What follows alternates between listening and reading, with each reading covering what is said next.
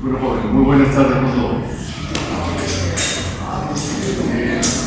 En esta clase vamos a dar inicio al estudio de los procesos termodinámicos del ciclo de trabajo de un motor real, el motor interno. El primer proceso que vamos a estudiar es el proceso de admisión. Como su nombre lo indica, en este proceso la función, el objetivo, es que al cilindro del motor, durante este proceso, ingrese la mayor cantidad de aire, si es que se trata de un motor diésel, o aire combustible, si es que se trata de un motor encendido por chispa. Es decir, obtener la mayor cantidad de estos fluidos, o aire o mezcla de aire combustible. Obviamente, con el objeto de que el motor pueda quemar la mayor cantidad de combustible y por lo tanto desarrollar la mayor potencia posible. Pero hay una serie de factores que provocan la disminución de la cantidad de aire que pueda ingresar al cilindro del motor. El factor más importante que afecta a esta cantidad y hace que esta cantidad disminuya son las llamadas pérdidas hidráulicas en admisión. Son pérdidas de presión que se producen en el sistema de admisión. Para los alumnos que recién han llegado, les está comentando a sus compañeros que vamos a iniciar un nuevo capítulo que comprende el estudio de los procesos del motor de combustión interna real. Y el primer proceso que vamos a estudiar es el proceso de admisión. En este proceso, el objetivo es lograr que al cilindro del motor ingrese la mayor cantidad de aire, si es que el motor se trata de un motor diésel, o de mezcla aire combustible, si es que el motor se encendió por chispa. Esto, obviamente, con el propósito de que el motor pueda quemar más combustible y por lo tanto desarrollar más potencia. Pero hay una serie de factores que afectan o que disminuyen la cantidad de mezcla de aire en ese motor. El principal factor de todos estos son las llamadas pérdidas hidráulicas, pérdida de presión o la presencia de elementos o accesorios que se encuentran en el sistema de admisión. El sistema de admisión comprende los siguientes elementos. Y además es lo que se ve con un lazo de color verde. Comprende desde el filtro de aire hasta el propio cilindro del motor, hasta que el aire ingresa al cilindro del motor, o la mezcla ingresa al cilindro del motor. Y este sistema comprende normalmente el filtro de aire, cuya función es retener la mayor cantidad de partículas sólidas que se encuentran en el aire atmosférico, pero permitir que el aire ingrese con la mayor facilidad posible. También tenemos las pérdidas primarias. ¿Cuáles son las pérdidas primarias? Son las que se determinan por la fórmula de Darcy. En mecánica de fluidos hay una fórmula muy conocida que se llama fórmula o ecuación de Darcy. Esta fórmula es para el cálculo de pérdidas hidráulicas en tuberías y nos dice que las pérdidas son directamente proporcionales a la longitud de la tubería e inversamente proporcional al diámetro de las mismas. Entonces, para lograr que entre la mayor cantidad de aire, vamos a procurar de que el diámetro de la tubería tenga el mayor diámetro posible y que la tubería sea la más corta posible. Además de que las paredes internas sean las menos rugosas para permitir que la mayor cantidad de aire pueda ingresar al motor. En un motor, estas pérdidas primarias relativamente son pequeñas. Las mayores pérdidas se producen por los accesorios, es decir, debido a las pérdidas secundarias. En un motor con carburador, las pérdidas secundarias se deben, por ejemplo, a la presencia tanto de la válvula de mariposa, esta válvula que está acá en la parte de abajo, como la válvula choque. La válvula de arriba es una válvula de mariposa también, que se llama válvula choque.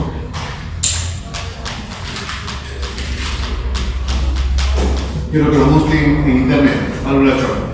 Es solamente para el arranque en frío del motor. Una vez que el motor arrancó, esa válvula se mantiene abierta. Obviamente también se puede observar que las pérdidas que produce esta mariposa va a ser función de cuánto está abierta. Cuando está completamente abierta, las pérdidas disminuyen. Pero cuando comenzamos a cerrar esa válvula, las pérdidas hidráulicas en admisión aumentan, haciendo que cada vez ingrese menos mezcla, ¿no? Aire combustible. Un segundito, por favor. La misma presencia del tubo Venturi, a pesar que es un tubo con cierta forma aerodinámica, también produce pequeñas pérdidas. Son mínimas, pero también provocan pérdidas. Sí. Cuando, es en el caso de cuando los motores vienen con carburador, pero los motores actuales, cuando son la inyección de combustible directa, se deriva es que no solamente que se retire el carburador. Es decir, cuando efectivamente en los sistemas actuales de inyección electrónica hay una ventaja, ¿no? Ya no tenemos carburador. La presencia del carburador hace que se incrementen notablemente las pérdidas. Sobre todo cuando la válvula de mariposa está casi cerrada. Pero en los sistemas de inyección electrónica, cuando el inyector está fuera del cilindro del motor, la inyección, por ejemplo, multipunto, también hay una válvula. Ya no se le llama mariposa, sino se le llama compuerta de aire. Pero el efecto es el mismo. Es decir, permitir que ingrese mayor o menor cantidad de aire. Entonces las pérdidas hidráulicas por efecto de esa compuerta también son claras. Cuando la inyección es directa, claro, ya no, en muchos motores incluso ya no hay mariposas, ya no hay válvulas en el sistema de admisión. Pero incluso en estos sistemas, en algunos de ellos, con inyección directa, hay una válvula que no cubre todo el diámetro del tubo, sino una parte de más. Y eso de todas maneras provoca pérdidas. No tan altas como la válvula de mariposa, o no tan alta como la compuerta de aire de una inyección multipunto, pero no deja de producir pérdidas. En el motor diésel, sí, ahí no hay ninguna válvula en la admisión. Y esa es una ventaja notable, porque el aire ingresa prácticamente sin restricciones. Esa es la gran ventaja del motor diésel con respecto al motor de gasolina o a un motor de gas. Lo mismo, hay que procurar, hay otras pérdidas secundarias como son los podos o cambio de dirección. Se recomienda que estos podos tengan los mayores radios de curvatura para reducir las pérdidas. Pero hay un último elemento que es el que produce la mayor cantidad de pérdidas, que es la propia válvula de admisión. A veces incluso hay motores modernos que hay 2 válvulas de admisión o 3 válvulas de admisión por cada cilindro. Y generalmente ahí es donde se producen las mayores pérdidas. Ahora, yo le pregunto, ¿por qué generalmente las mayores pérdidas se producen en la válvula de admisión? Si nosotros recordamos cómo es la fórmula de las pérdidas secundarias, sean codos, sean válvulas, sean cambio de dirección, generalmente estas pérdidas se calculan así, son proporcionales al cuadrado de la velocidad. ¿No es cierto? Esta es la fórmula general de los accesorios. Mientras mayor sea la velocidad del flujo a través de ese accesorio, mayores son las pérdidas de presión. Ahora, Si nosotros sabemos por la ecuación de continuidad que si la sección de paso de un accesorio determinado es pequeña, ¿qué cosa le ocurre a la velocidad? Aumenta. Y entonces ese es el caso de la válvula de admisión. Normalmente la sección más estrecha, la más pequeña, se produce en la válvula de admisión. Por lo tanto, en esa zona se va a producir la mayor velocidad del flujo y por lo tanto las mayores pérdidas hidráulicas. Tan alta es las pérdidas hidráulicas en la válvula de admisión que muchas veces se desprecian las demás pérdidas porque comparativamente son muy pequeñas con respecto a las pérdidas en la válvula. En muchos casos se desprecian las pérdidas en el filtro, se desprecian las pérdidas en el shock, se desprecian las pérdidas en los codos, porque las pérdidas en la válvula propiamente dicha son mayores. Solamente hay la excepción de la válvula de mariposa cuando está muy cerrada. Cuando la válvula de mariposa está muy cerrada, puede ocurrir que la zona más estrecha se produzca ahí, en la mariposa. Entonces, estas son las pérdidas más importantes. Pero no son las únicas. Es decir, hay otros factores que también influyen sobre la cantidad de mezclas o de aire que ingresa al motor. Por ejemplo, si el proceso de escape no fuese muy eficiente, ¿qué significaría eso? Una parte apreciable de gases ya quemados del ciclo anterior quedarían atrapados dentro del cilindro y la presencia de estos gases, llamados gases residuales, van a impedir que mayor cantidad de mezcla fresca ingrese al motor. ¿No es cierto? Entonces sería menester, sería necesario que no solamente sea eficiente el proceso de admisión, sino que el proceso de desecho o de evacuación de gases también sea igual de eficiente. Es decir, que los gases salgan con facilidad, que no hayan pérdidas en el sistema de escape. El sistema de escape comprende también varios elementos. ¿Cuáles son? Son, por ejemplo, el silenciador. En muchos casos, en los motores modernos, hay un elemento que se ubica entre el silenciador y el motor, que se le llama convertidor catalítico. Su función es reducir la toxicidad de los gases de escape. Y finalmente es la propia válvula de escape. Tal como ocurría en el sistema de admisión, las pérdidas hidráulicas generalmente se ubican en la válvula de escape, porque ahí es la zona más estrecha, donde el flujo alcanza su máxima velocidad. Y por lo tanto las pérdidas mayores se producen ahí, en la válvula de escape. Por eso, en los motores modernos no solamente se incrementa el número de válvulas de admisión, no solamente se le ponen 2 válvulas de admisión, también generalmente se le ponen 2 válvulas de escape. Más pequeñas, cierto, pero se le pone 2. Entonces, este factor también es importante, ¿no? Por ejemplo, que la tubería de escape tenga el mayor diámetro posible. No cambiar el tubo de escape y poner un tubo de escape delgadito, de poco diámetro. No. Tampoco un tubo de escape muy largo en un motor estacionario. Tampoco, porque eso va a causar contrapresión. Y la contrapresión en el escape evita que los gases salgan con facilidad. Tampoco le voy a poner muchos codos o codos agudos con pequeño radio de curvatura, porque eso restringe la salida de los gases. ¿Sí? Tampoco es recomendable ponerle, por ejemplo, un silenciador hecho artesanalmente, sin ningún criterio técnico, ¿no? Como ocurre acá, por ejemplo, en nuestra ciudad, que en algunas de las avenidas grandes de Lima se venden sin ningún control estos silenciadores de dudosa calidad, hechos artesanalmente. Entonces, el tercer factor, ¿cuál es?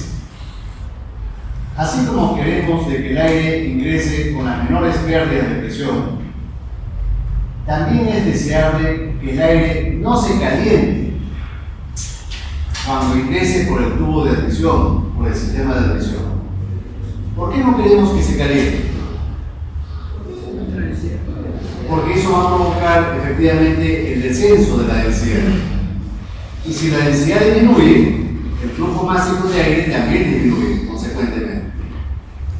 Dice, cuando el motor comienza a trabajar, sus paredes, sus componentes comienzan a calentarse hasta que se alcanza una temperatura de equilibrio.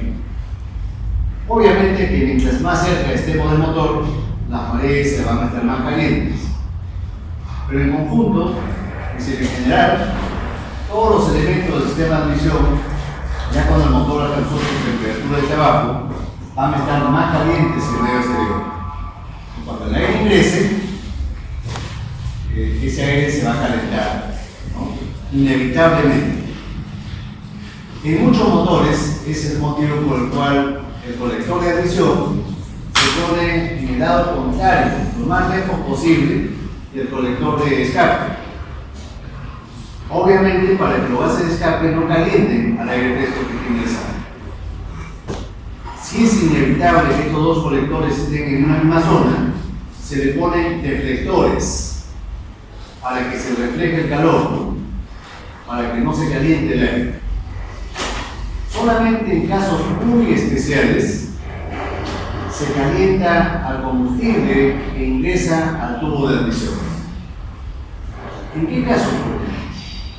Cuando utilizamos, por ejemplo, etanol puro o mezclas con alto contenido de etanol. ¿Y por qué cuando utilizamos etanol se necesita calentar un poquito la mezcla? Hemos dicho que para que la combustión se produzca rápidamente, es recomendable que la mayor parte del combustible que ingresa al motor entre en estado gaseoso, que ya se vaporice antes de ingresar al motor. Claro, eso nunca se consigue en la práctica. Siempre una pequeña fracción entra en estado líquido. ¿Está claro? Y el combustible que entra en estado líquido se quema mal, se quema incompletamente. ¿Ya? Se forma de todas maneras monóxido o carbonilla dentro del cilindro. Y en algunos casos ese combustible líquido puede escurrir a través de las holguras que hay entre los anillos y el cilindro. Ya por ahí se escurre el combustible que no se ha vaporizado. Y entonces, ¿qué peligro hay? Que ese combustible caiga al cárter, mezclándose con el aceite lubricante y diluyendo. La gasolina o el alcohol diluiría el aceite lubricante. ¿Y qué pasa cuando el lubricante se diluye? Pierde su lubricidad, pierde sus propiedades lubricantes y lubrica menos, como dice su compañero. Se pierde lubricidad, así se llama, lubricidad. ¿Está claro? O también podría ocurrir que ese combustible líquido se queda en la cabeza del pistón o en los intersticios de la culata, formando carbonilla. ¿Qué cosa es? Ese término carbonilla es conocido por ustedes. Es carbón en polvo que se adhiere a las superficies internas del motor.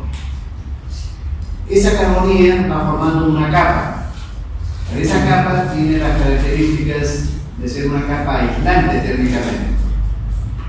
Entonces ya la mezcla o el motor no se va a enfriar como se debe, debidamente, no se va a enfriar debidamente. ¿Y qué cosa podría ocurrir si el motor se sobrecalienta? Que la mezcla de gasolina que ingresó o que va a ingresar se autoencienda sola o detone. Entonces no queremos que el combustible que ingresa entre en estado líquido porque puede ocurrir eso. Además de ser un desperdicio energético, puede ocasionar los problemas que he mencionado. Entonces es preferible que el aire o la mezcla ingrese en la mayor proporción ya en estado vapor. Es por eso que cuando utilizamos mezcla de etanol, generalmente se aconseja calentar esta zona del sistema de admisión para ayudar a que el alcohol se vaporice en su mayor parte, en su mayor proporción. Claro, solamente en ese caso se recomienda calentar, en ningún otro.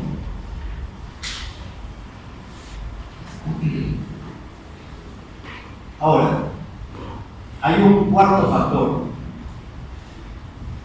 que es la sincronización de válvulas. ¿Ya? Otros le llaman reglaje de válvulas. Y en inglés serían el timing de las válvulas. Es decir, el momento en que se abren y se cierran las válvulas. Ustedes dirán, ¿y cómo influye eso? Bueno, en los motores antiguos,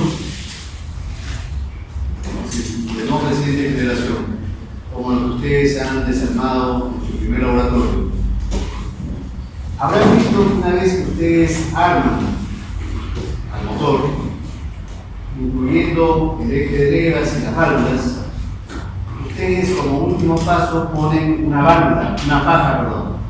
faja de distribución entre la polea entre cigüeñal y la polea que mueve el eje de levas.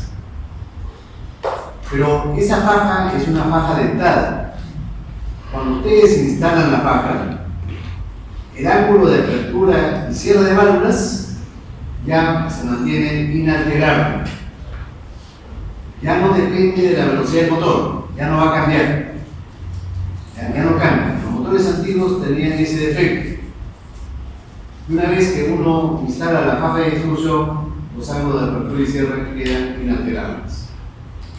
Ustedes se preguntarán, ¿y con qué criterio el fabricante estableció ese reglaje de válvulas, esos momentos de apertura y cierre? Que solamente son valores óptimos para una velocidad del motor. ¿Para qué velocidad? Para la velocidad que el fabricante juzgue que estadísticamente va a ser más frecuente durante el tiempo del uso del automóvil. Por ejemplo, en base a datos estadísticos, el fabricante puede determinar que la velocidad más frecuente de uso son 6.500 revoluciones por minuto. Esa es la velocidad más frecuente del motor durante su tiempo de uso. Entonces, para esa velocidad, el fabricante optimiza los momentos de apertura y cierre de válvulas. Para todas las demás velocidades, los ángulos ya no son óptimos. Ni a altas velocidades ni a bajas velocidades. Solamente es óptimo a la velocidad de mayor frecuencia. Que en ese caso he dicho, por ejemplo, 3.500. Claro, si fuera un auto de carrera, seguramente que el fabricante habrá establecido que la velocidad más frecuente es una velocidad alta, 5.500, 6.000, 6.500. Si fuera un camión, entonces lo más frecuente son velocidades bajas, habrá establecido 2.500, 2.200, etc. Pero en los motores modernos, los ángulos de apertura y cierre de válvulas es variable en función de la velocidad del motor. ¿Y cómo se logra eso? ¿Han escuchado eso? Es decir, a través de servomecanismos. Levas, servomecanismos, pero todo controlado por una computadora. Ya no hay una faja de distribución. Porque tan pronto como le pongo la faja, entonces los ángulos quedan fijos. Son servomecanismos asistidos por computadora. Y eso me permite a mí, o la computadora nos permite en este caso, cambiar los ángulos en función de la velocidad.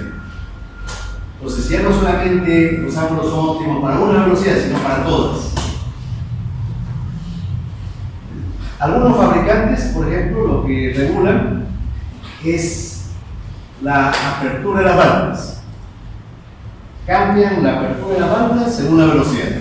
Si la velocidad aumenta, el ángulo de apertura aumenta también. ¿Está claro? Otros lo que cambian es la duración del proceso de admisión o del proceso de escape. Es decir, aumentan el inicio de la apertura y el final del cierre. Entonces aumentan la duración de los procesos. También, si aumenta la velocidad, la duración debe aumentar. Y finalmente otros, la mayoría, utilizan el traslado. Es decir, si aumenta la velocidad, aumentan el ángulo de traslado. Ese término seguramente ya es conocido por ustedes a estas alturas, traslado. ¿Saben? Es el tiempo durante el cual las dos válvulas están abiertas simultáneamente, cerca del punto muerto superior. A eso se le llama traslado. Y los mecánicos le llaman cruce de válvulas. Cruce de válvulas. Por ejemplo, Toyota, en su modelo Yaris, utiliza el sistema PBTI. Vean ustedes en los modelos Yaris, en la parte de la maletera, hay este símbolo con letras cromadas, PBTI. Es reglaje controlado electrónicamente, inteligentemente. Con la letra I significa inteligente. Controlado por una computadora. El sistema no tiene nada inteligente. La palabra inteligente es por la computadora. Pero la computadora lo único que hace es obedecer. La computadora, sabemos, no piensa, solamente controla. De acuerdo a lo que el fabricante haya formateado, haya programado la computadora. Lo que ha pensado es el fabricante. ¿Está claro? Entonces busquen por favor en internet este sistema, por ejemplo. Estaba viendo ahora en el intermedio de clases que hay un sistema que se llama Free Valve. Free Valve. Que traducido al español sería libre de válvulas. Libre de válvulas.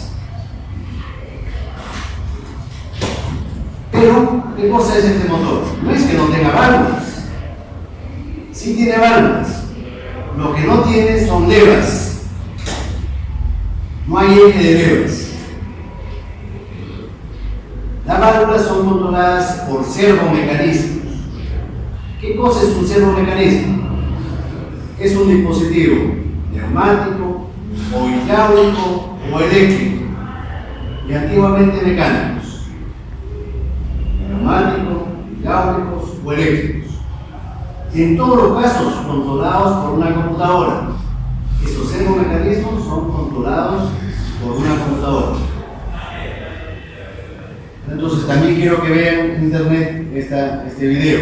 Chiquito, nomás es un video de 1 minuto, pero bastante ilustrativo. Entonces en la actualidad se ha mejorado esto de la sincronización de válvulas cuando el motor trabaja a diferentes velocidades. Antiguamente no. Ahora, en esta diapositiva se muestran dos gráficos. El primero es un diagrama PV del proceso conjunto de admisión y escape. Cuando hablamos del proceso conjunto de admisión y escape, a ese proceso le vamos a llamar proceso de intercambio de gases. Son los dos procesos juntos, escape y admisión. Intercambio de gases. Así, por ejemplo, tenemos que el proceso de escape es el proceso 1R2. 1R2. Y el proceso de admisión es 3R4. 3R4. Uno puede darse cuenta de inmediato, por lo que he dicho, que hay un lapso de tiempo durante el cual las dos válvulas están abiertas. A ese proceso, a ese lapso se le llama traslado, y es el lapso 3R2. válvula de admisión y escape abiertas simultáneamente. A la primera etapa del escape se le llama escape libre. Es desde el punto 1 hasta el punto cuarto inferior. Es la etapa donde los gases salen por su propia energía, por su propia presión y por su propia temperatura. Pero después el pistón es quien ayuda a los gases a salir. Es del punto muerto inferior al punto muerto superior, ¿no? Del punto B es acá, hasta el punto B. A eso se le llama escape forzado. Escape forzado. Al proceso que es R2, y hemos dicho, se le llama laplapo. Laplapo. Vean ustedes que durante el escape, la presión dentro del cilindro generalmente es mayor que la presión atmosférica. Esta es la presión atmosférica. La presión es mayor que la presión atmosférica. Para que los gases puedan salir al exterior por diferencia de presiones. Vean ustedes también que en la mayor parte de la admisión, la presión dentro del cilindro es una presión de vacío. De 2, incluyendo al punto A y al punto 4, son presiones de vacío. Solamente en esta pequeña parte que es R, X, acá donde está la intersección, la presión es mayor que la atmosférica. De este gráfico podemos notar que las válvulas, las dos, se abren antes del punto de los puntos muertos respectivos. La válvula de escape se abre antes del punto muerto inferior y la válvula de admisión se abre antes del punto muerto superior. Mientras que los puntos de cierre siempre se producen después de los puntos muertos. La válvula de escape se cierra después del punto muerto superior y la válvula de admisión después del punto muerto inferior. Es decir, en la práctica, el proceso de admisión de un motor de 4 tiempos dura más de 180 grados. Dura más de 180 grados. Mientras más rápido es el motor, más dura en grados. En grados dura más, pero en tiempo dura menos. ¿Ya? Esa diferencia creo que la noten, por favor. En grados, la duración es mayor, pero en unidades de tiempo, en milisegundos, la duración es menor. Mientras más rápido se mueve el motor.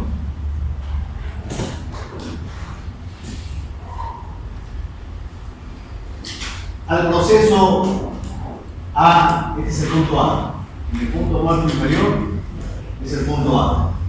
El punto A hasta el punto 4 se le llama recarga. Recarga.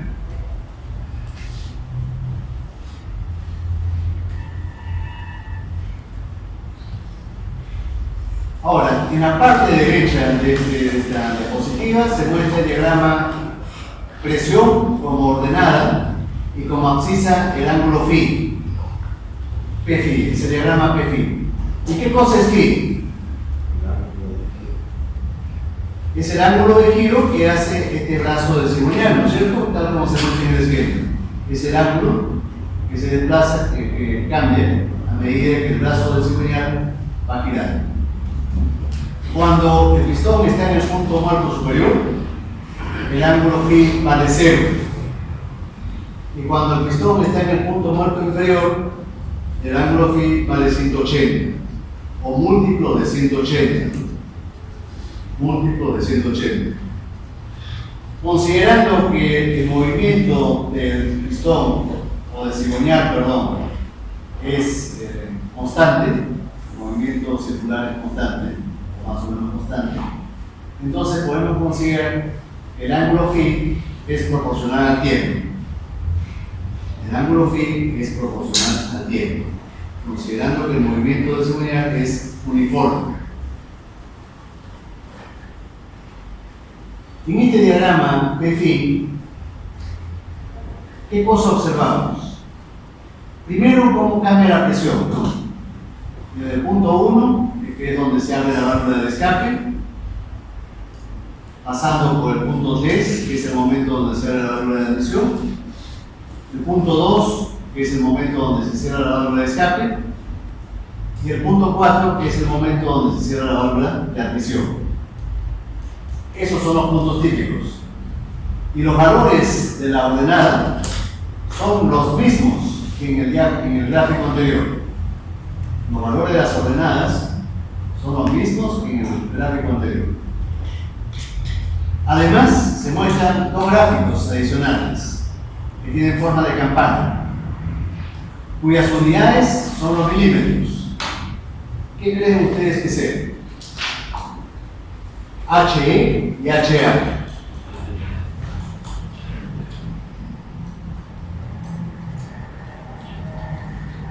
Por intuición, ¿qué creen que sea? Vean ustedes las unidades, ¿no? En este caso 7,5, 7,6 milímetros. Es el levantamiento máximo. ¿Levantamiento de qué? De las válvulas o de las levas. La excentricidad de la leva, ¿no es cierto? Que es lo mismo que el levantamiento de la válvula, es lo que se mueve la válvula axialmente. A ese movimiento se le llama levantamiento. Algunos también le llaman alzada de la válvula, alzada. Nosotros le vamos a llamar levantamiento. Las curvas son parecidas, no son exactamente iguales. Generalmente, el levantamiento de la válvula de admisión es mayor que el de la de escape. Y me estaba olvidando algo. En muchos motores modernos, con reglaje automático, con reglaje electrónico, no solamente se cambian los momentos de apertura y cierre de válvulas, en los motores más modernos también se cambia la alzada o el levantamiento de las válvulas. Cuando aumenta la velocidad, no solamente se aumenta el tiempo durante el cual están abiertas las válvulas, sino que las válvulas se abren más. Qué interesante, ¿no? Que el sistema permite que la válvula se abra más cuando las velocidades son altas. Y cuando las velocidades son pequeñas, la válvula se abre menos.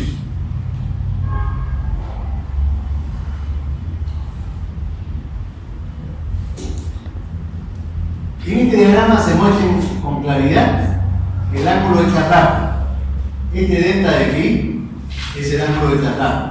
Es decir, el tiempo que transcurre, o el ángulo que transcurre, de 3 a 2. ¿Qué más notamos en estas campanas? Un segundito, por favor. Podemos notar que el inicio, es decir, la apertura y el cierre de las válvulas, se producen con lentitud. La apertura y el cierre de válvulas se producen con lentitud. ¿Saben por qué? ¿Saben cuál es la aceleración cuando estas válvulas se mueven? Más o menos está entre 1000 y 2000 metros por segundo al cuadrado. Es decir, de 100 a 200 veces la gravedad, la aceleración de la gravedad. Si consideramos, por ejemplo, que una válvula chiquita nada más de un motor de automóvil pesa unos 50 gramos, es decir, la décima parte del contenido de esta botella, 50 gramos, la décima parte. Cuando el motor está funcionando a alta velocidad, esos 50 gramos se pueden convertir en 10 kilos. 10 kilos.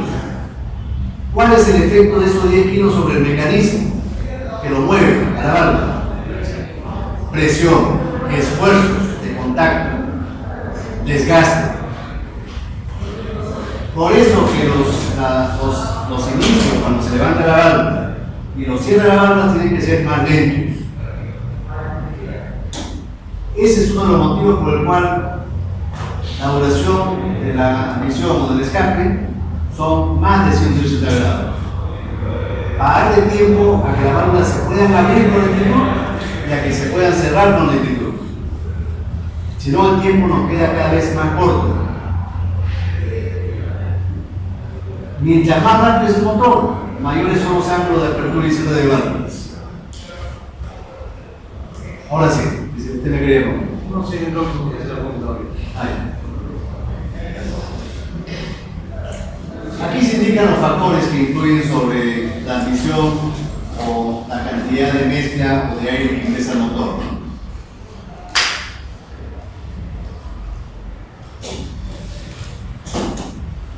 En este gráfico muestro también cómo es el levantamiento de las válvulas, tanto de escape como de admisión.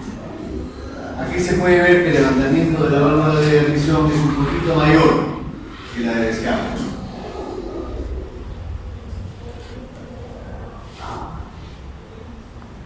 Ahora, ¿qué cosa ocurre en el traslapo? ¿Qué cosa ocurre en el traslapo? ¿Qué ocurre en esta zona con este tramo 3R2? ¿Qué cosa ocurre ahí? Algo interesante. Yo diría muy interesante. Cítese el gráfico, P'.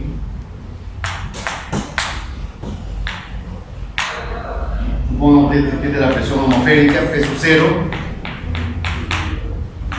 P sub 0.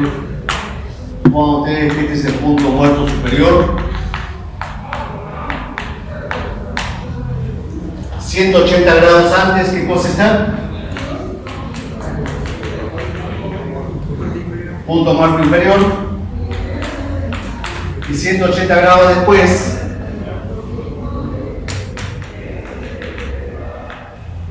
nuevamente el punto muerto inferior. Entonces, ¿cómo cambia la presión? Ya habíamos dicho que en el punto 1 se abre la válvula de escape, la presión baja súbitamente, tenemos una presión mayor que la atmosférica. En el punto 3 se abre la válvula de admisión, la presión sube un poquito hasta el punto R, después baja cuando el pistón desciende, la intersección con la presión atmosférica es el punto X, y en el punto 2 se cierra la válvula de escape. Hay vacío en el cilindro, llegamos al punto A, en el punto muerto inferior, y la válvula de admisión recién se cierra en el punto 4, más o menos en la intersección con la presión atmosférica. No, aprovechando este gráfico, no valdría la pena cerrar la válvula de admisión en el punto A. ¿Por qué? Porque todavía en el punto A hay vacío. Si cerráramos la válvula en el punto A, estaríamos desaprovechando el vacío, impidiendo que ingrese más mezcla al motor. Por eso lo cerramos recién en el punto 4, cuando la presión es prácticamente la atmosférica y ya no va a ingresar más mezcla al motor. A este proceso de A a R, de A a 4, ¿cómo le hemos llamado? Recarga. Pero yo quiero explicar lo que pasa acá en esta zona, ¿no? En el traslapo. Entonces, yo puedo dividir este traslapo en dos zonas.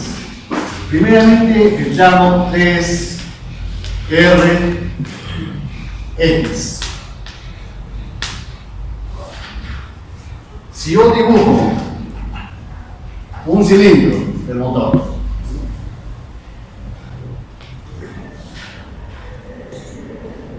con dos válvulas, una de admisión y otra de escape,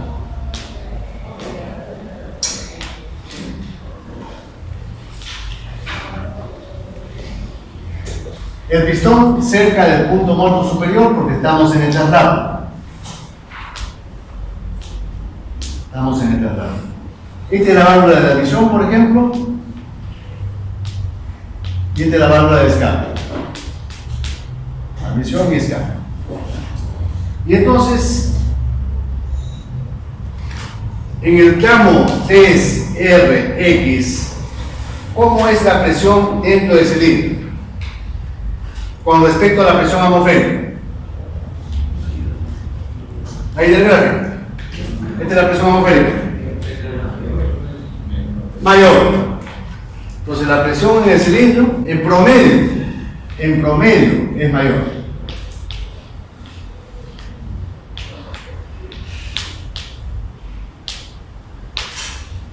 Con respecto a los gases de escape, no hay ningún problema, ¿no es cierto? Los gases salen por el tubo de escape por diferencia de presiones. Los gases salen por el tubo de escape por diferencia de presiones. Eso es fácil de entender, ¿no?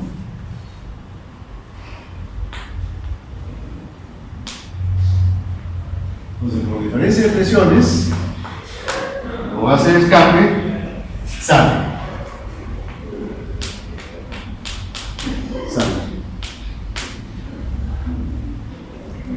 Pero, ¿qué cosa ocurre con la admisión?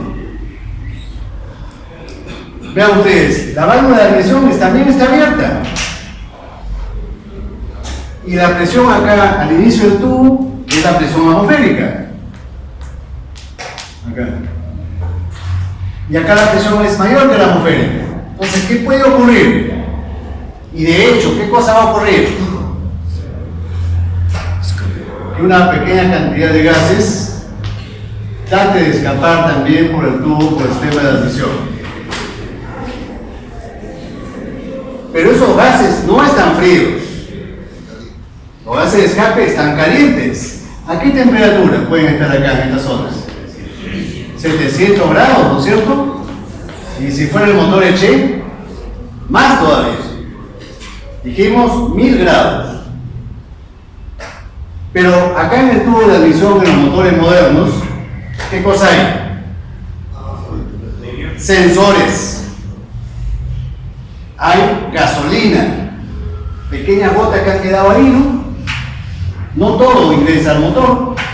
Hay pequeñas gotas que han quedado ahí. También pueden haber componentes de plástico. En los motores modernos, en el sistema de admisión, también puede haber plástico.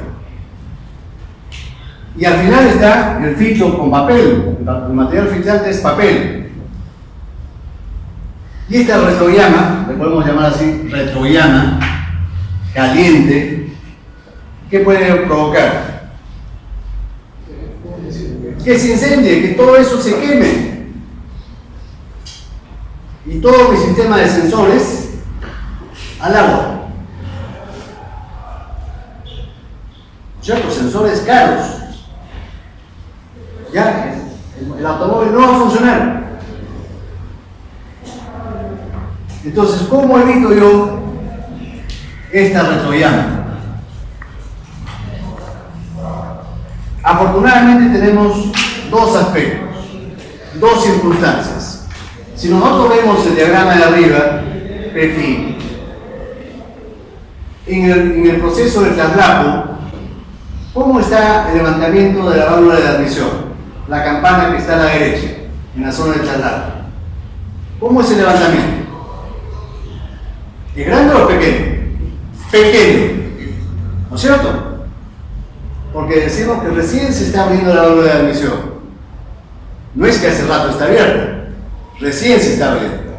Entonces el levantamiento es pequeño. Entonces si escapa algo de gases, también va a ser poco. Primera circunstancia favorable. Segunda circunstancia. ¿Qué ocurre acá?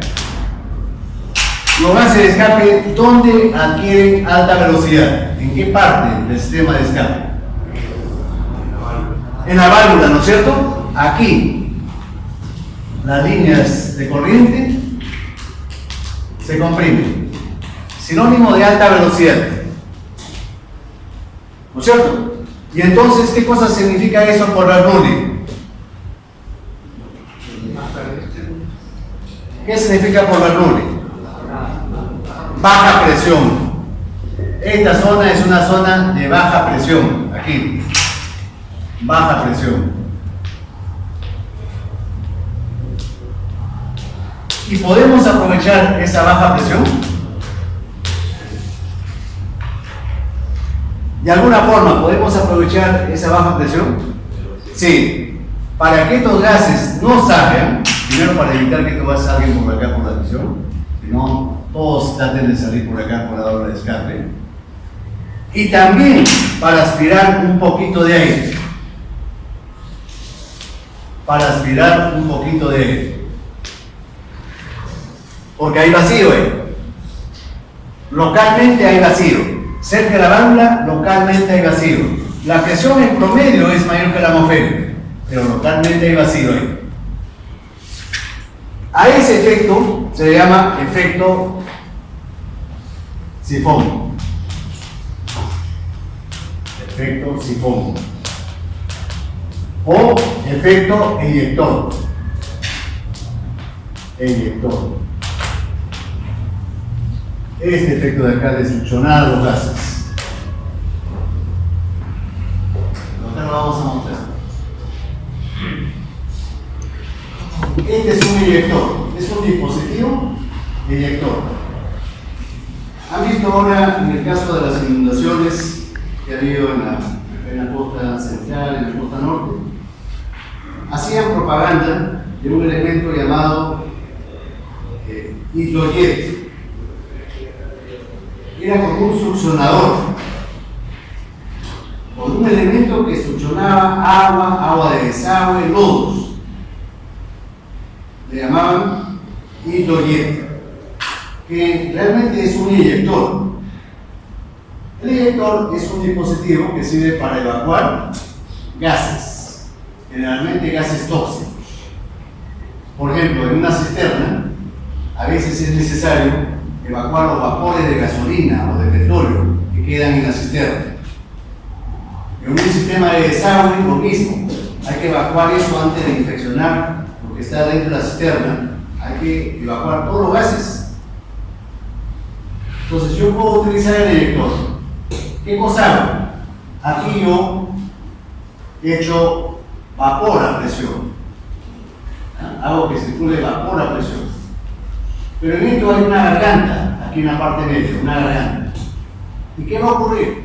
Cuando comienza a circular el vapor, sale el vapor y en la garganta se forma vacío. Acá hay esta presión acá es de vacío. ¿Y para qué utilizo el vacío? Vean ustedes, ¿qué ocurre con estos gases tóxicos? Son succionados. La corriente de vapor y el vacío que se forma en la garganta succiona a esos gases. ¿No es algo parecido a lo que está ocurriendo con la válvula de escape? Los gases de escape se aceleran en la zona de la válvula.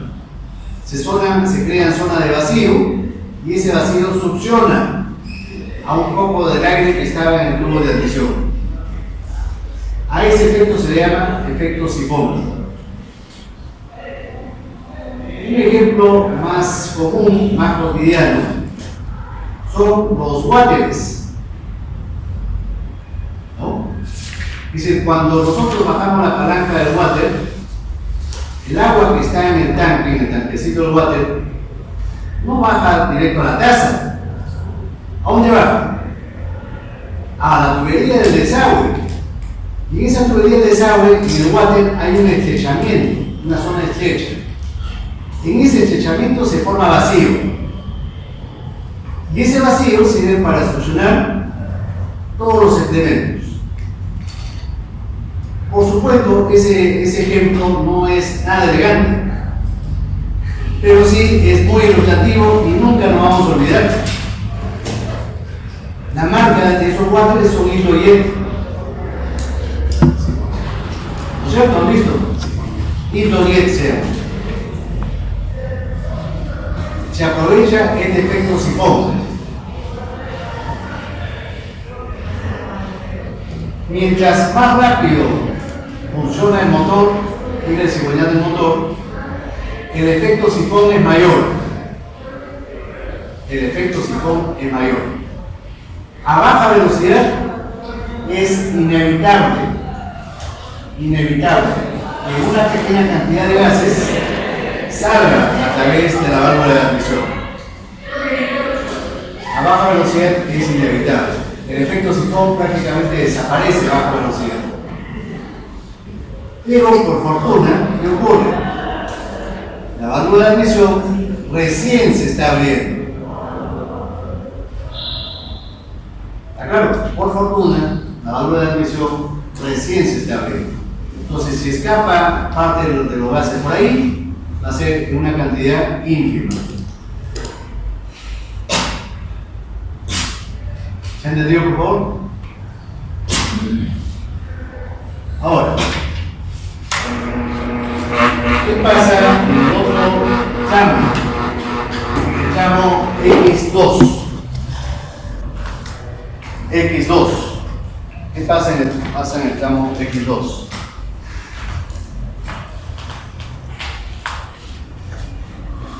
En el tramo X2, ¿cómo es la presión dentro del cilindro?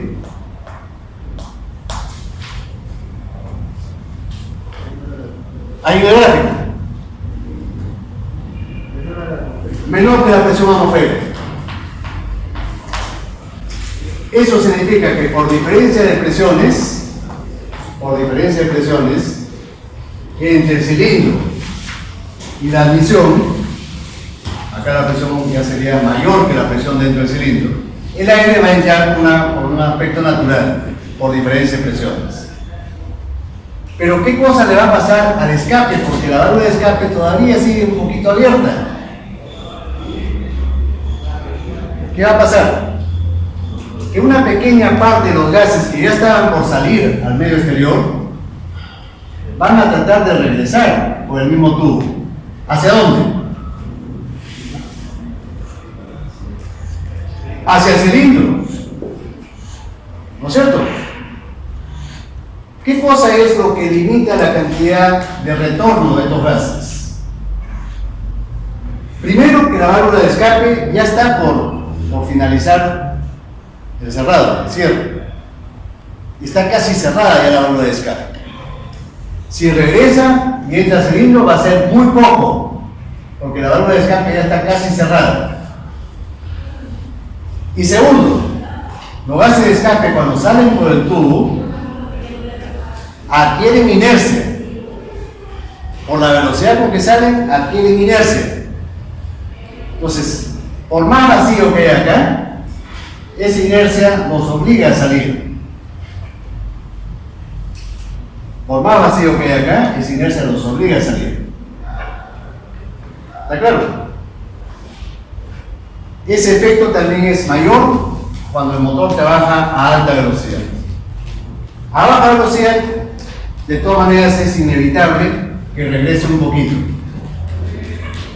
A baja velocidad es inevitable que regrese un poquito.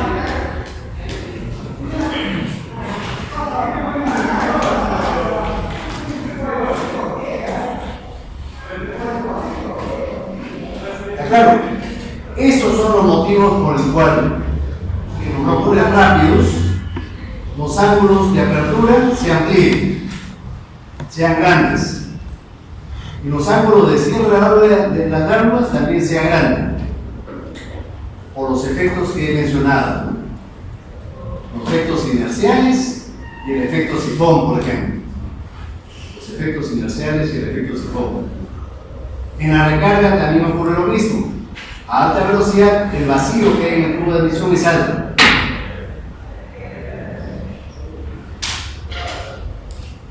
¿Se ha entendido, por favor?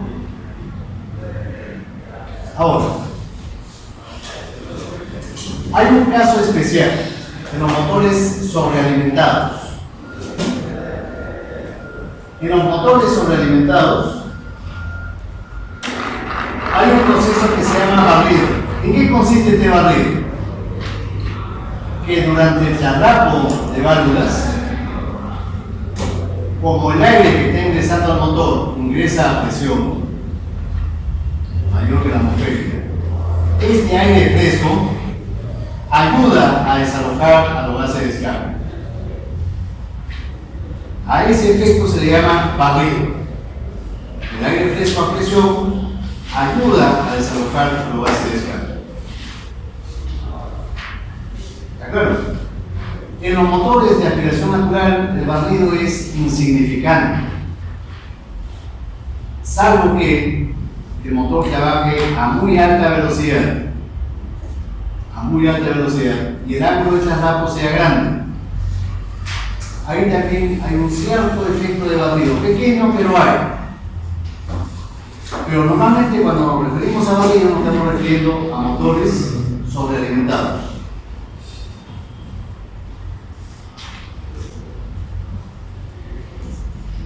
Ahora, les había dicho que el factor que influía más sobre la cantidad de mezcla o de aire que ingresa al motor son las pérdidas hidráulicas de presión. Entonces, siendo el factor el más importante de todos, sería pues muy útil deducir una fórmula, aunque sea analítica, para el cálculo de las pérdidas de presión. ¿Cómo podemos calcular las pérdidas de presión? Ese esquema que se muestra en la diapositiva, ¿les tiene alguna idea? ¿Les da alguna idea? Efectivamente, la ecuación de Bernoulli, ¿no es cierto? Pero la ecuación de Bernoulli tiene algunas restricciones. Para poder usarla tiene que cumplir algunos requisitos. ¿Cuáles son esos requisitos? Flujo estable, flujo estacionario, ¿no es cierto? Que no cambie con el tiempo, que las propiedades de fluidos dentro del sistema no cambien con el tiempo. Por eso que utilizamos en un tubo de admisión, nunca el flujo es estable. En todo momento cambian las propiedades. ¿Está claro? En todo momento cambian las propiedades. Para poder utilizar la ecuación de Bernoulli, tenemos que asumir valores promedio. Presión promedio, por ejemplo, en algún punto. Segundo requisito para utilizar la ecuación de Bernoulli: que el flujo sea no compresible, que sea incompresible, y que además sea no viscoso. Pero esa ecuación de Bernoulli era tan restrictiva que después se amplió un poco. Se consideraron las pérdidas por viscosidad, y además se pudo utilizar para casos donde cambiaba la densidad. Entonces, ¿qué consideraciones estamos haciendo aquí en la aplicación de la ecuación de Bernoulli en este sistema de admisión? ¿Qué consideraciones estamos haciendo? Primera consideración: estamos asumiendo, vean ustedes, dos secciones. Una a la entrada, en la parte izquierda, donde está la sección 00.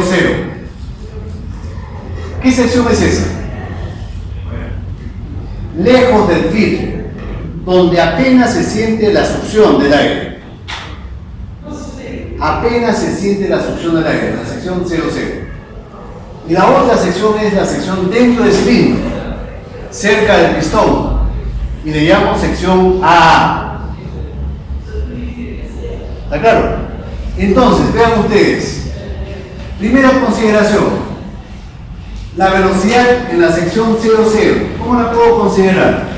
La energía cinética. La velocidad al cuadrado sobre 2. En la sección 00 la considero aproximadamente 0, despreciable. Esto es en la sección 00. Despreciable. ¿Qué más? Segunda consideración: considero que el flujo es poco compresible. Entonces puedo considerar que en la sección A, dentro del cilindro, la densidad no ha variado mucho. Voy a considerar que ρ sub A aproximadamente es igual a ρ sub 0. Esto es en la sección A. ¿Qué más?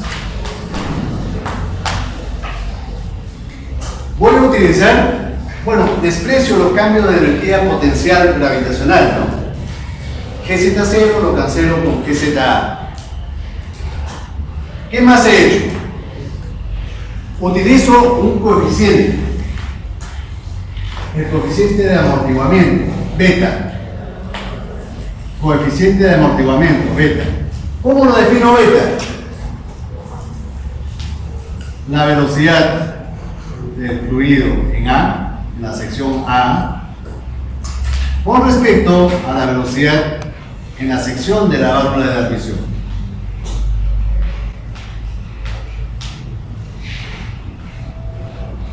Obviamente que este coeficiente es mucho menor que la unidad. Por continuidad, ¿no? Por continuidad, este factor beta de amortiguamiento es mucho menor que la unidad. Y entonces, si hago todas esas consideraciones, yo puedo calcular aproximadamente las pérdidas de presión en todo el sistema, desde el ingreso hasta dentro del cilindro, cuando finaliza la admisión.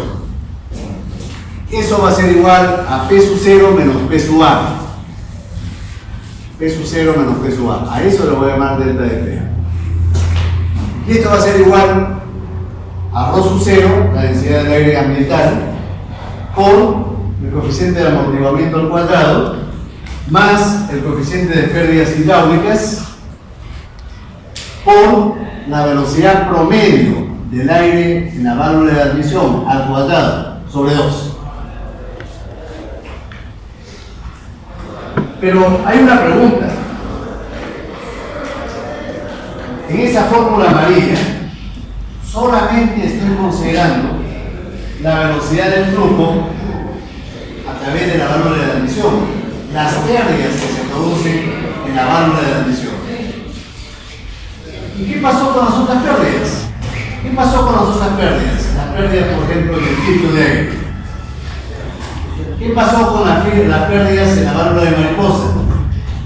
¿Qué pasó con las pérdidas en los podos?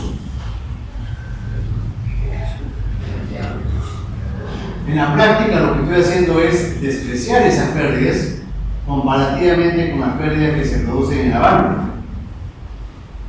¿Eso tiene alguna relación con lo que dije al inicio de la clase?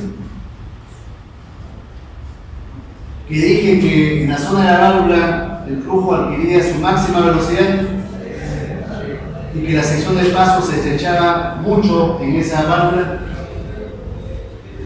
Por lo tanto, y como además yo elevo al cuadrado esta velocidad, pues comparativamente este término va a ser mucho mayor que los demás. Ese término, las pérdidas que se producen en la válvula son mucho mayores que las que se producen en otros elementos, salvo un caso excepcional. ¿Cuál es ese caso excepcional? Cuando el motor tenga un carburador y cuando ese carburador tenga la mariposa casi cerrada. Es la única excepción, ¿no es cierto? En todos los demás casos, las pérdidas en la válvula de admisión son las mayores.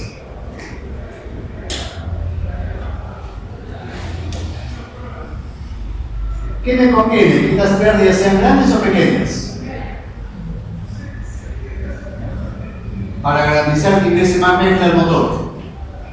¿Esas pérdidas delta de PA deben ser grandes o pequeñas? ¿Qué opinan? ¿Grandes? ¿O esas pérdidas deben ser mínimas? Mínimas, ¿no es cierto? Claro, yo sé de antemano que nunca pueden ser cero. Porque para que sea cero, el flujo, la velocidad del flujo tendría que ser cero. Y si la velocidad del flujo fuera cero, significa que no está ingresando nada de aire. Pero lo ideal sería eso. Agrandar todas las secciones de tal forma que las pérdidas sean muy pequeñas. Solamente vean ustedes, acá hay un caso muy interesante. En los motores modernos, se procura que el aire que ingresa por la válvula de admisión ingrese al cilindro dando vueltas.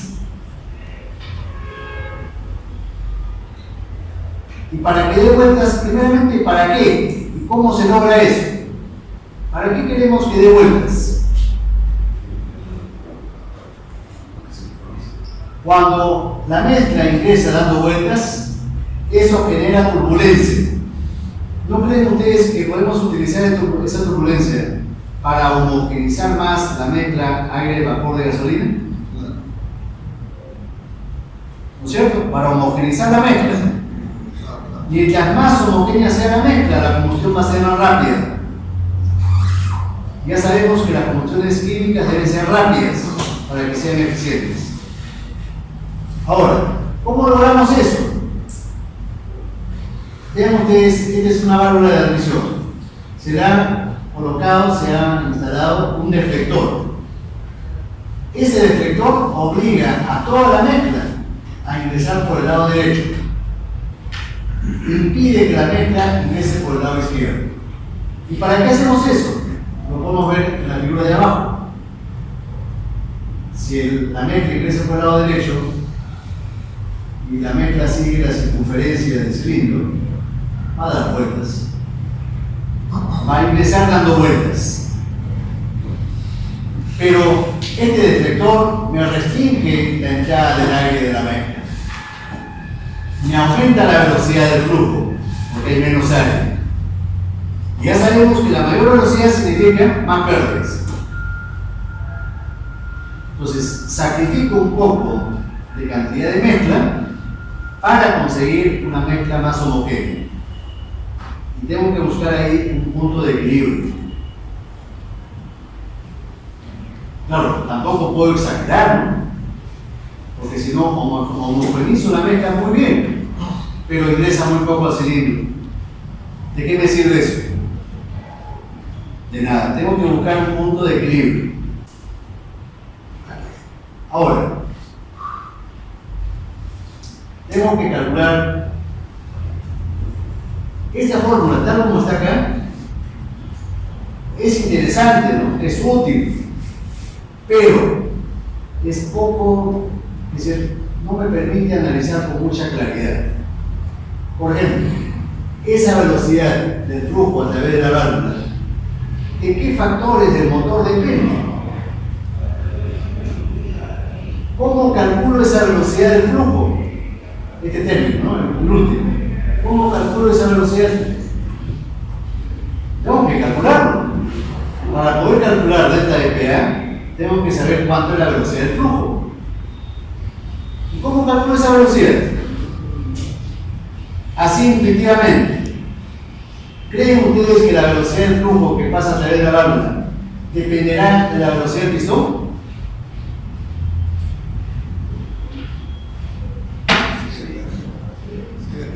Sí. Si el motor se mueve más rápido, si el cigüeñal y el pistón se mueven más rápido, no es lógico pensar que eso va a crear más succión y que va a entrar más aire o más mezcla en forma proporcional. Entonces, vamos a demostrar que eso efectivamente se cumple. Pero la velocidad no es el único factor. ¿Qué pasa si yo agrando el tamaño de la válvula? Si agrando el tamaño de la válvula, la sección de paso también se va a agrandar. Si la sección de paso se agranda, ¿qué le va a pasar a esta velocidad?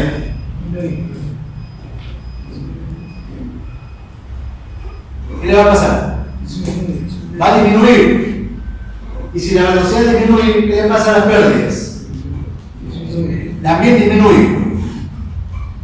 Y si las pérdidas disminuyen, ¿no es equivalente a decir que ingresa más aire? ¿Cierto? No me estoy restringiendo al flujo para nada, estoy poniendo pocas pérdidas. ¿Por qué? Estoy poniendo una válvula más grande. Por la válvula más grande no va a entrar más aire. Entonces, estas pérdidas van a depender inversamente proporcional al área de paso de la válvula. Si el área de paso se duplica, las pérdidas disminuyen a la mitad y el flujo máximo de aire que va a ingresar se va a duplicar. ¿Es lógico? Es lógico, ¿no es cierto? Por eso es que los motores modernos le ponen, en vez de una válvula, le ponen dos. y a veces 3. Hay motores muy modernos que tienen 5 válvulas por cilindro. 6 de admisión, todo escape. Siempre la admisión es más importante que el escape. Entonces yo tengo que llegar a una fórmula donde vea que las pérdidas dependen de la velocidad del motor, de N, y también dependen del área de paso de la válvula. Ese es mi objetivo ahorita en este momento. ¿Cómo hago eso? A ver, la primera fórmula, ¿qué cosa es? Quiero que me ayuden por favor para que podamos terminar a tiempo. Esta área es la área de paso de la mezcla o del aire hacia el cilindro del motor. Normalmente el aire o la mezcla ingresa así, siguiendo el perfil de la cabeza de la válvula. Y entonces esta área de paso, ¿qué área sería? Es un área imaginaria que corresponde al área lateral de un cono invertido truncado, ¿cierto o no? Esa área de paso del flujo de aire es el área lateral de un cono invertido truncado. Pero esa área es un poquito, sería muy difícil de calcular. Vamos a hacer una simplificación. Vamos a considerar que el área de paso es el área de un cilindro que tenga como diámetro dB, el diámetro de la válvula, y que tenga como generatriz HV, el levantamiento de la válvula. ¿No es mucho más fácil eso? Si yo establezco las fórmulas geométricas, entonces el área de paso del aire sería pi por dB al cuadrado sobre 4. Aquí estoy considerando un dato estadístico. Normalmente el levantamiento máximo de las válvulas es la cuarta parte del diámetro de las mismas.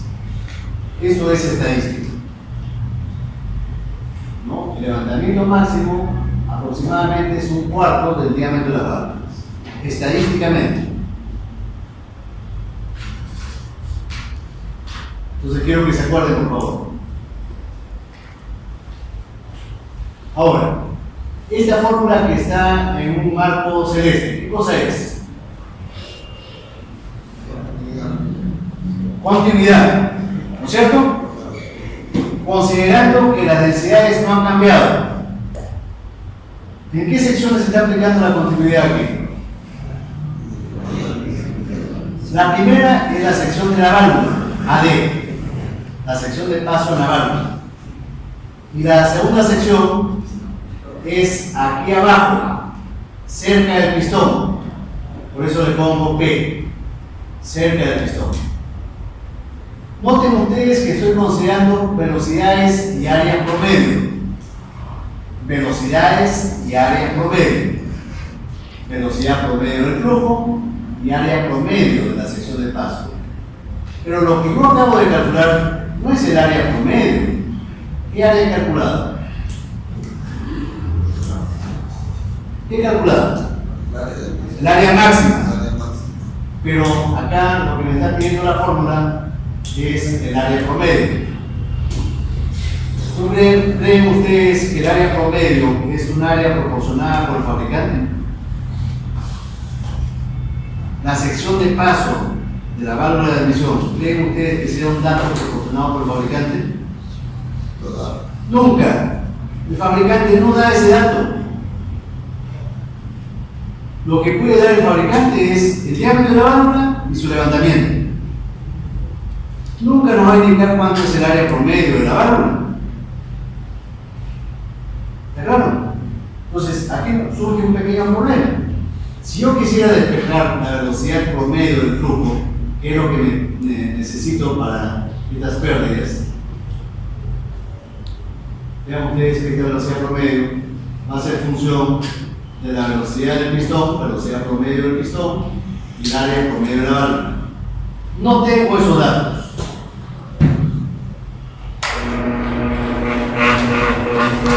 Vamos a calcularlos.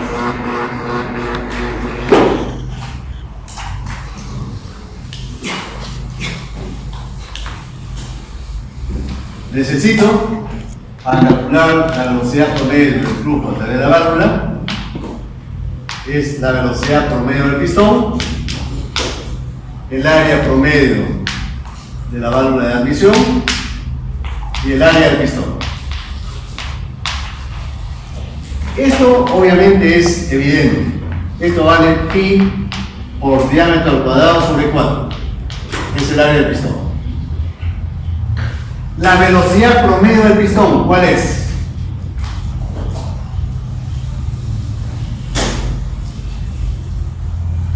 ¿Cómo se calcula la velocidad promedio del pistón? Sí. La velocidad promedio es en un tiempo determinado delta de t, ¿cuánto espacio recorre el pistón? Esta es la velocidad promedio del pistón. ¿No es cierto?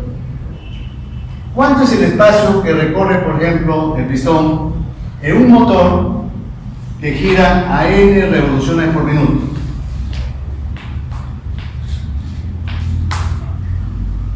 Es decir, en 60 segundos. Y que tenga como carrera S. No es cierto que en una vuelta del cigüeñal, solamente en una vuelta, el pistón realiza un movimiento ascendente y otro descendente, y que eso se repite n veces, porque estoy considerando n revoluciones por minuto. En cada vuelta realiza S, 2S, perdón. Como son n revoluciones, serán 2S por n. ¿Y cuánto es el tiempo que tengo disponible?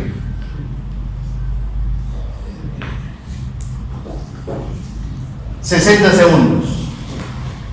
Entonces será igual a S por n sobre 30. Esta fórmula es muy útil siempre recordarla. Velocidad media del pistón. Entonces ya tendría este dato. Esto vale S por n sobre 30. Pero no tengo esto. Esto no lo tengo, lo desconozco. ¿Qué hago?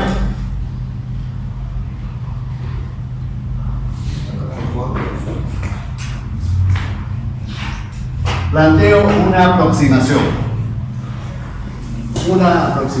¿Cuál es esa aproximación? Considero que los valores promedios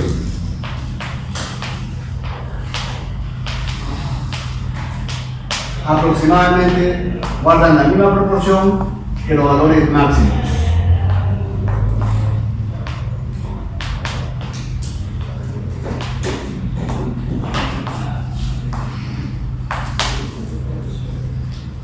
Yo considero esto como una aproximación. Los valores promedio guardan la misma proporción que la relación entre los valores máximos. Eso, estrictamente hablando, no es cierto. Lo estoy considerando solamente como una aproximación. Este valor sí lo tengo como dato. Es esto, ¿no?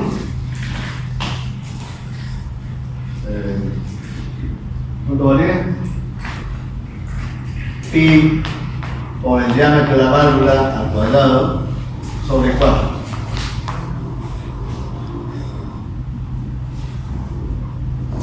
Lo acabo de calcular hace unos minutos, ¿no? Ahora, esta velocidad máxima del pistón, eso no lo tengo, no lo conozco. ¿Qué hago? Ustedes seguramente han hecho el primer laboratorio y no sé si su jefe de práctica, su jefe de laboratorio, les habrá pedido cuánto es la velocidad máxima del pistón. ¿Cómo se calcula eso? ¿Cuándo se considera que el pistón alcanza su velocidad máxima? Sabemos que en el punto muerto su velocidad es 0, ¿no? En el punto muerto superior su velocidad es 0. En el punto muerto inferior obviamente su velocidad es 0. ¿Y cuándo alcanza su velocidad máxima? Cerca de la mitad de la carrera. ¿Cuándo exactamente? ¿Cuándo exactamente? Cuando la biela hace un ángulo aproximadamente de 90 grados con la manivela. Esto vale R, esto vale L, y esto vale R cuadrado más L cuadrado. Este es el punto de cigüeñal, ¿no? Punto de cigüeñal. Y entonces, este es el muñón que une la biela con el cigüeñal. Y esto realiza un movimiento circular.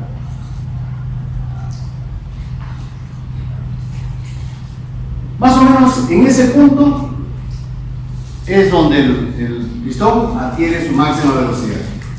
Yo puedo calcular este ángulo phi. ¿Cuál sería el ángulo phi? Phi sería arco tangente L sobre R. ¿No?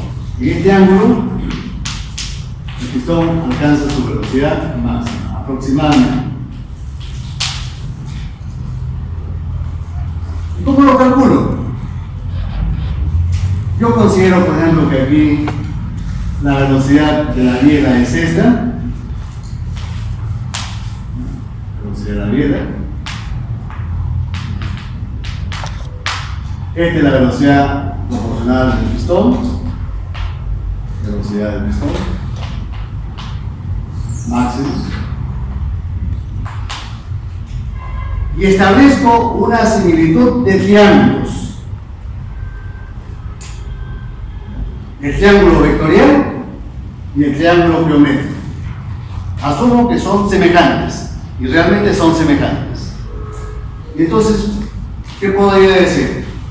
Que la velocidad del pistón en ese punto, esa es la velocidad de la biela, como R cuadrado más L cuadrado, es ahí. ¿Cierto? ¿O no? Estableciendo semejanza de triángulos. El triángulo vectorial con el triángulo geométrico. ¿Y cuánto vale la velocidad de la biela en ese momento? Justo en ese momento. Cuando son tangentes. Radio y manivela. ¿Cuánto vale la velocidad tangencial de este punto? Por física. Física 1. ¿Cuánto vale? Omega por R. ¿Qué cosa es omega? Velocidad angular. ¿Cómo lo calculo? 2 por pi por n sobre 60. Y con esta fórmula puedo calcular la velocidad máxima del pistón. Con esa velocidad máxima del pistón, la reemplazo aquí. La reemplazo aquí. ¿Cómo? Sería, a ver si me ayudan por favor. Sería omega por R por R cuadrado más L cuadrado sobre L. Este omega es 2 por pi por n sobre 60. Y sé también que R es igual a S medios. También utilizo una relación, lambda, una relación geométrica. Lo voy a definir con la relación R sobre L. En los motores, este lambda fluctúa en el rango de 0,25 a 0,30 en los motores actuales. De 0,25 a 0,30. Y entonces va a aparecer una fórmula que está aquí en la presentación. Para no escribir, ya la llené.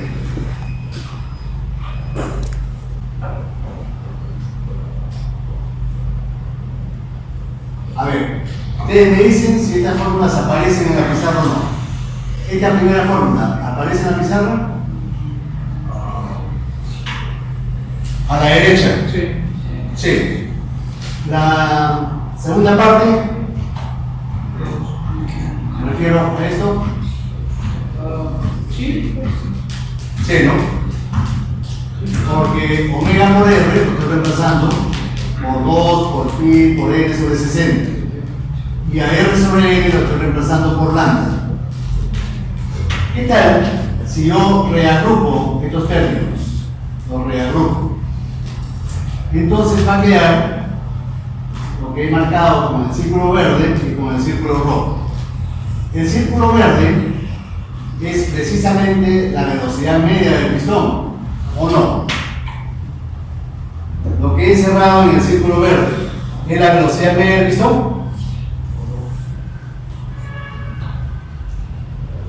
Tengan en cuenta que 2R es igual a S. Entonces, sí. Sí. Y entonces si yo pongo en vez de lambda, pongo el valor numérico promedio dentro de ese rango, es decir, asumo lambda igual a 0,28, numéricamente lo que está encerrado en el círculo rojo sale 1,63. ¿Qué significa eso? Que la velocidad máxima del pistón es 63% mayor que la velocidad media. La velocidad máxima del pistón es 63% mayor que la velocidad media. Y entonces, en un problema de examen, por ejemplo, es mucho más fácil acordarme de esta fórmula que acordarme de esta de arriba.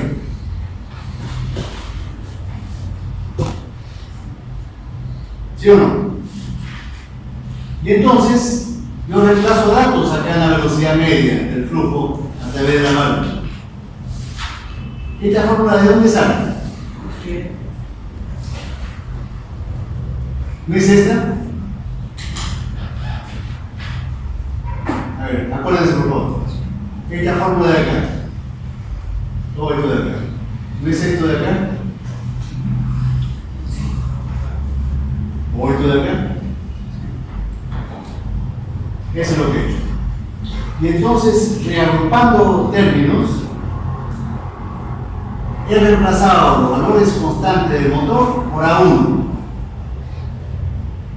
Es decir, ahí está la carrera, están los factores numéricos, está el diámetro, lo pongo todo grupalmente como A1, constante A1 para un motor determinado, multiplicado por N y dividido entre la sección de paso máximo a través de la válvula.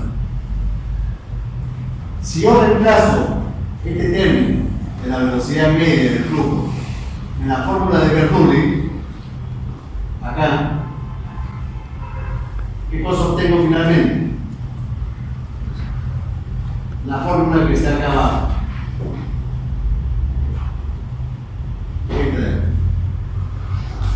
Y esa fórmula de abajo sí es muy útil. Sí me permite analizar con claridad. Y la vamos a utilizar ampliamente en la siguiente clase. Por ejemplo, ¿qué? Por ejemplo, ¿qué? En los motores modernos, por ejemplo, hay una tendencia universal en la fabricación de estos motores. Cada vez son más rápidos, de mayores revoluciones. ¿Por qué creen ustedes que los fabricantes los hacen cada vez más rápido a los motores? ¿Qué ventaja es hacerlos rápidos? ¿Qué pasa a una maquinaria a igualdad de potencia cuando el cigüeñal o el eje gira más rápido? ¿No recuerdan ustedes el motor de aeromodelismo? Igualdad de potencia, mientras más rápido gira el cigüeñal, menos tamaño tiene. A igualdad de potencia, mientras más rápido gira el cigüeñal, menos tamaño tiene, menos peso, menos volumen. ¿Eso es ventajoso para un motor automotriz? ¿Que tenga menos peso y menos tamaño? Obviamente que sí.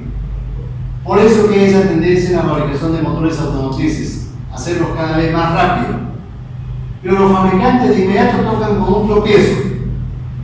Cuanto más rápido es el motor, más pérdidas hay en la admisión. Entonces, en cada ciclo ingresa menos aire, en cada ciclo. Al final, por unidad de tiempo ingresa más, pero en cada ciclo ingresa menos. ¿Por qué? Porque las pérdidas hidráulicas aumentan con el cuadrado de la velocidad. ¿Qué hacen los fabricantes para contrarrestar este efecto negativo?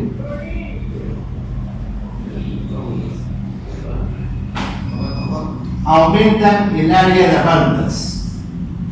¿Y cómo las aumentan? Por ejemplo, este es un motor con dos válvulas, ¿no? Una de admisión y otra de descarga. Le ponen dos pequeñas de admisión y dos pequeñas de descarga. Pero entre las dos pequeñas de admisión, el área sumatoria es mayor que el área de una sola válvula grande. El área sumatoria de dos pequeñas es más grande que el área de una grande. Entonces ingresa más aire. Y yo podía encontrar espacio, y los fabricantes lo hacen, para poner 3 válvulas de admisión, un poco más pequeñas que estas. Pero entre las 3, el área sumatoria es más grande que de 2, manteniendo el mismo diámetro del cilindro, ¿no? La idea es mantener el mismo diámetro del cilindro. ¿Está claro? Y de acuerdo con las válvulas no podría tener otra gravedad circular, de tal manera que se aproveche más el espacio que hay en la cabeza del. A ver, repítame por favor.